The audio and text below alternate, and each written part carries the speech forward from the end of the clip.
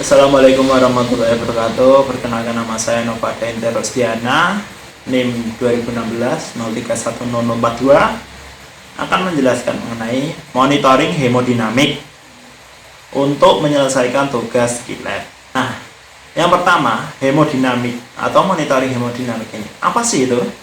Ya, jadi monitoring hemodinamik adalah langkah-langkah prosedur yang digunakan untuk memantau atau memonitor keadaan hemodinamik dari pasien, meliputi contohnya saja cairan pasien, jantung, respirasinya, dan tekanan darahnya, seperti itu. Nah, itu biasanya digunakan untuk mentransfer atau untuk mentransfer pasien. Nah, transfer pasien ini disebut transportasi medik. Apa sih transportasi medik itu? Nah, transportasi medik adalah suatu proses di mana pasien dipindahkan atau ditransfer dari fasilitas yang rural ke fasilitas yang sentral dengan tetap menjaga stabilisasi dari hemodinamik, khususnya bagi pasien yang kritis. Nah, apa sih yang perlu disiapkan?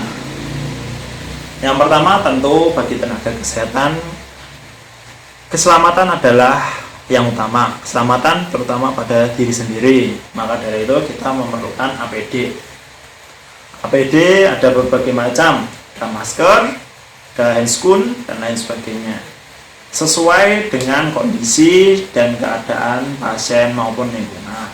Misalnya saja pada pandemi seperti saat ini, maka kita memerlukan hazmat dan APD yang lebih lengkap, ada pakai sepatu atau boots itu, terus dan lain sebagainya. Baik, langsung saja untuk alat-alat monitoring hemodinamik. Sebelumnya kita juga memerlukan alat seperti ini. Ya, ini sudah sangat umum. Ini namanya stetoskop. Nah, stetoskop digunakan untuk pemeriksaan fisik pada pasien. Lalu untuk alat-alat dari hemodinamik ini ada beberapa, contohnya saja yang pertama bisa kita lihat, ini ada namanya bedside monitor. Di bedside monitor ini ada tampilan untuk EKG, heart rate-nya, bisa kita lihat itu di sini ada respirasi rate-nya. Lalu ada non-invasive blood pressure, sini ada tekanan darahnya, dan yang terakhir ada saturasi oksigen. Lalu yang kedua, ini ada namanya syringe pump. Syringe pump ini gunakan untuk memasukkan cairan yang akan diberikan ke pasien, ataupun cairan itu bisa berisi di obat-obatan.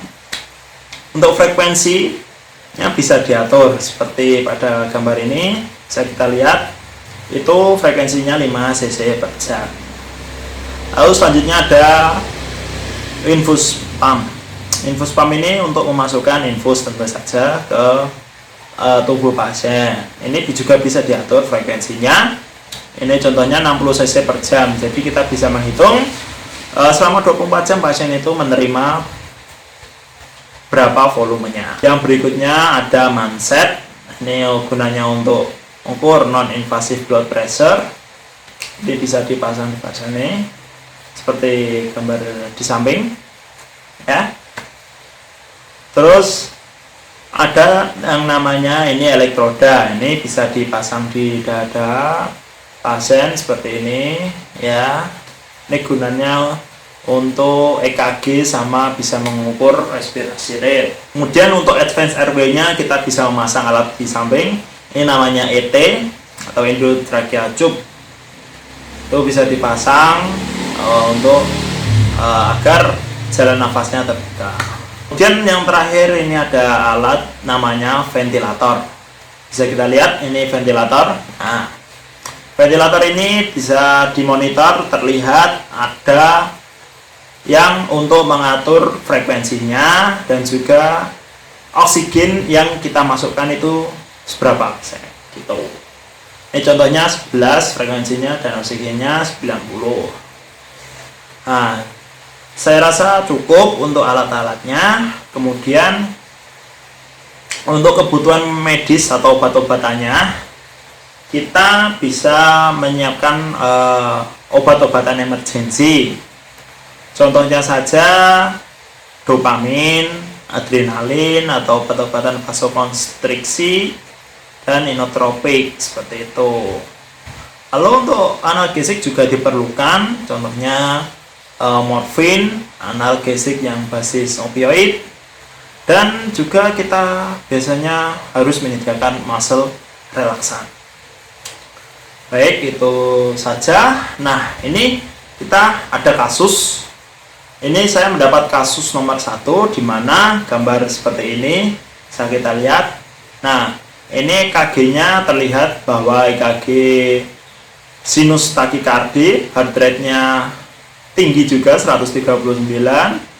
Lalu untuk saturasi oksigennya 100%, itu baik. Untuk NIBP atau non invasive blood pressure-nya ini masuknya hipotensi ya. Lalu ada MAP-nya juga menurun. Nah, seperti itu. Jadi kemungkinan dari monitor ini bisa kita duga bahwa pasien ini mengalami shock. Maka kita harus segera menangani shock tersebut dan mencari tahu shock jenis apakah itu, penyebabnya apa.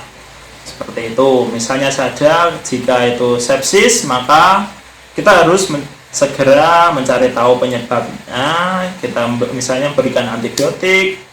Terus jika hipovolemik, misal karena apakah dehidrasi, apakah pasien perdarahan yang kita tidak ketahui, sehingga bisa menyebabkan gambaran monitor seperti pada monitor ini. Seperti itu yang bisa saya sampaikan. Terima kasih atas perhatiannya. Mohon maaf jika masih banyak kata-kata yang salah, yang kurang berkenan di hati. Saya tutup. Wassalamualaikum warahmatullahi wabarakatuh.